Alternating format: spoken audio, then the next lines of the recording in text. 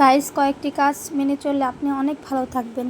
সেটি হচ্ছে যত কম পারবেন লোকজনের সাথে মিশতে, কম পারবেন কথা বলতে, চেষ্টা করবেন কম কথা বলার জন্য।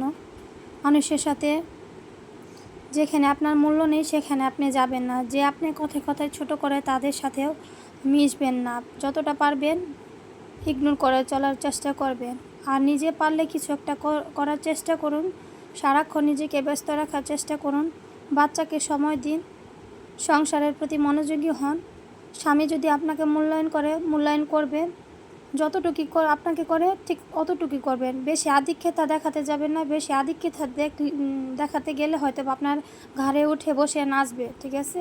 যেমন শাশুড়িদের যতটুকু মূল্যায়ন করা দরকার অতটুকুই করবেন। এর বেশি 1 ইঞ্চি পরিমাণ করবেন না। কারণ সে করতে গেলে সে আপনার ঘাড়ে উঠে নাচবে। কারণ আপনার মূল্যায়ন করবে না, প্রথমেই করবে না, সে আপনার সারা বছর পার হয়ে গেলেও, আপনার মৃত্যু অবধি হয়ে গেলেও আপনাকে মূল্যায়ন করবেন না।